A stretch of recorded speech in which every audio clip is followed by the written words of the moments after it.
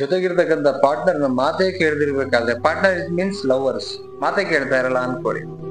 So ಅವರಿಗೆ ಈ 3 ವಿಚಾರಗಳನ್ನ ಪ್ರಸ್ತಾಪ ಮಾಡಿ. ನೀವು ಮಾತೇ ಕೇಳ್ತಿರಲ್ಲ, ನೀವೇನ್ ಹೇಳಿದ್ರು ಕೂಡ ಅವ್ರದೇ ನಡಿಬೇಕು, ನಾನೇ ಕೇಳ್ಬೇಕು ಇವ್ರುಗಳ ಮಾತು. ಸೊ ಇದು ಬರುತ್ತೆ ಕರೆಕ್ಟ್. ಸೊ ಹೀಗಿರ್ಬೇಕಾದ್ರೆ ನೀವು ಈ 3 ವಿಚಾರಗಳನ್ನ ಕೂತ್ಕೊಂಡು ಕೂಲ್ ಆಗಿ ಅರ್ಥ ಮಾಡಿಸಿ ಅವ್ರಿಗೆ. ಮತ್ತೇನು ಮಾಡೋದು ಅವಶ್ಯಕತೆ ಇಲ್ಲ. ಸೊ ಏನು ಅಂತ ನೋಡೋಣ. ಅದಕ್ಕಿಂತ ಫಸ್ಟ್ ಚಾನಲ್ಗೆ ಸಬ್ಸ್ಕ್ರೈಬ್ ಮಾಡಿ. ಓಕೆ, ಸಪೋರ್ಟ್ ಮಾಡಿ ನಮ್ಗೆ. ಆದಷ್ಟು ಬೇಗ 34 ಕಂಪ್ಲೀಟ್ ಆಗಿ 35 ಕಡೆ ಹೋಗ್ಲಿ. ಆದಷ್ಟು 40, 45, 50 ಹಿಂಗ್ ಆಗ್ಬೇಕು. ಸಪೋರ್ಟ್ ಮಾಡಿ. ಓಕೆ, ಅಂಡ್ ಇಷ್ಟ ಆದ್ರೆ ವಿಡಿಯೋ ಲೈಕ್ ಮಾಡಿ. ವಿಡಿಯೋ ಟಿಪ್ಸ್ ಏನ್ ಅನ್ಸುತ್ತೆ ಕಮೆಂಟ್ ಸೆಕ್ಷನ್ ಕಮೆಂಟ್ ಮಾಡಿ. ಸಾಧ್ಯ ಆದ್ರೆ ಎಲ್ರಿಗೂ ಶೇರ್ ಮಾಡಿ, ಸಪೋರ್ಟ್ ಮಾಡಿ. ಮೊದಲನೇ ಪಾಯಿಂಟ್ ಏನ್ ಗೊತ್ತಾ, ಏನ್ ಕೆಲವ್ರು ಅನ್ಕೊಳ್ತಾರೆ ಲೈಕ್ ನಿನ್ ಜೊತೆನೇ ಇದ್ದೀನಿ, ನಿನ್ ಎಷ್ಟೇ ಬಿಸಿ ಇದ್ರು. ಈಗ ಏನಾಗುತ್ತೆ, ನಾವು ಕೆಲವ್ರು ಎಷ್ಟೇ ಬಿಸಿ ಇದ್ರು ಕೂಡ ಅವ್ರ ಜೊತೆಗೆ ಇರ್ತೀವಿ. ಅದಕ್ಕೆ ಮೇಜರ್ ಏನೇನ್ ರೀಸನ್ ಅಂತ ನಾನು ಹೇಳ್ತಾ ಹೋಗ್ತೀನಿ. ಫಸ್ಟ್, ಬ್ರೇಕಪ್ ಮಾಡ್ಕೋಬಾರ್ದು ಅನ್ನೋ ಒಂದೇ ಕಾರಣಕ್ಕೆ ಜೊತೆಗಿದ್ದೀನಿ. ಅಂದ್ರೆ ಈ ಒಂದು ರಿಲೇಶನ್ಶಿಪ್ ನ ಶುರು ಮಾಡಿರೋ ಉದ್ದೇಶ ಏನು? ಲಾಂಗ್ ಟರ್ಮ್ ಅಲ್ಲಿ ಹೋಗ್ಬೇಕು ಅಂತ ಪ್ರಾಮಿಸ್ ಮಾಡಿದೀವಿ. ಇಂಟೆನ್ಷನ್ ಚೆನ್ನಾಗಿದೆ, ಲಾಂಗ್ ಟರ್ಮ್ ಅಲ್ಲಿ ತಗೊಂಡು ಹೋಗ್ಬೇಕು ಅನ್ನೋ ಒಂದೇ ಒಂದು ಇಂಟೆನ್ಷನ್ಗೆ ನಾನು ನೀವೇನೇ ಮಾತು ಕೇಳದೆ ಹೋದ್ರೆ ಜೊತೆಗಿದ್ದೀನಿ. ಕಾರಣ ಇಷ್ಟೇ, ಬ್ರೇಕಪ್ ಮಾಡ್ಕೊಂಡು ಇಲ್ಲಿಂದ ಸಂಬಂಧನ ಮುರ್ಕೊಳ್ಬಾರ್ದು ಅನ್ನೋ ಒಂದೇ ಕಾರಣಕ್ಕೆ. ಓಕೆ, ಬಿಕಾಸ್ ನನಗೂ ಒಂದು ಬುದ್ಧಿ ಇದೆ, ಸೆಲ್ಫ್ ರೆಸ್ಪೆಕ್ಟ್ ಇದೆ, ನಾನು ಎಲ್ಲಾನು ಮಾಡ್ಬೋದು. ಬಟ್ ಸ್ಟಿಲ್ ಉಳಿಸ್ಕೊಂಡಿದ್ದೀನಿ ಅಂತ ಹೇಳಿದ್ರೆ ಇಂಟೆನ್ಷನ್ ಕರೆಕ್ಟ್ ಆಗಿದೆ.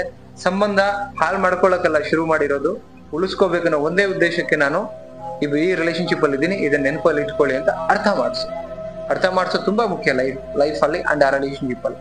ಸೆಕೆಂಡ್ ಪಾಯಿಂಟ್ ಏನು ಅಂತ ಹೇಳಿದ್ರೆ, ಯಾರು ಸಿಗಲ್ಲ ಅಂತ ಅಲ್ಲ, ಅವ್ರಿಗೆ ಅದನ್ನ ಅರ್ಥ ಮಾಡಿಸಿ.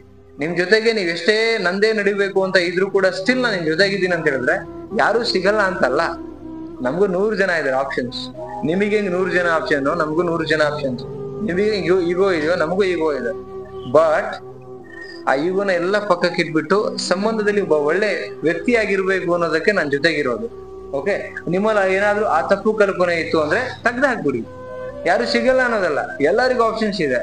ಓಕೆ, ಬಟ್ ನಾವು ಈ ತರ ಇರಬಾರ್ದು ಅನ್ನೋ ಕಾರಣಕ್ಕೆ ಬೆಸ್ಟ್ ಲವರ್ ಆಗಿ, ಬೆಸ್ಟ್ ಹಸ್ಬೆಂಡ್ ಅಂಡ್ ವೈಫ್ ಆಗಿ, ಬೆಸ್ಟ್ ವ್ಯಕ್ತಿಗಳಾಗಿ ಲೈಫ್ ಅಲ್ಲಿ ಇರಬೇಕು ಅನ್ನೋ ಕಾರಣಕ್ಕೇನೆ ಯಾರು ಸಿಗದೆ ಇರ್ಲಿ, ನೀನೇ ಬೆಸ್ಟ್ ಅನ್ಕೊಂಡು ನಾನು ಇವತ್ತಲ್ಲ ನಾಳೆ ಸರಿ ಹೋಗ್ತೀನಿ ಅನ್ಕೊಂಡು ಜೊತೆಗಿದ್ದೀನಿ ಅಂತ ಅರ್ಥ ಮಾಡಿಸು. ಓಕೆ, ನೆಕ್ಸ್ಟ್ ಪಾಯಿಂಟ್ ಏನ್ ಗೊತ್ತಾ, ಬಿಟ್ಟಿರೋಕೆ ಆಗಲ್ಲ ಅಂತಲ್ಲ. ಎಷ್ಟೋ ಜನ ಅನ್ಕೋತಾರೆ ನನ್ ಬಿಟ್ಟಿರಕ್ ಆಗಲ್ಲ, ಅದಕ್ಕೆ ಹಿಂಗ್ ಮಾಡ್ತಾರೆ. ಎಲ್ರಿಗೂ ಸಾಧ್ಯ ಇದೆ ಬಿಟ್ಟಿರೋಕೆ, ಇರಕ್ಕಾಗಲ್ಲ. ಬೇಡ ಅಂತ ಡಿಸೈಡ್ ಮಾಡಿದ್ರೆ ಕಷ್ಟ ಆಗತ್ತೆ, ಇಲ್ಲ ಅಂತಲ್ಲ. ಆ ಕಳೆದಿರ್ತಕ್ಕಂಥ ದಿನಗಳು, ಆ ನೆನಪುಗಳು ಕಾಡಿ ಅಥವಾ ಬಂದು ನಮ್ಗೆ ತುಂಬಾ ಹಿಂಸೆ ಆಗತ್ತೆ.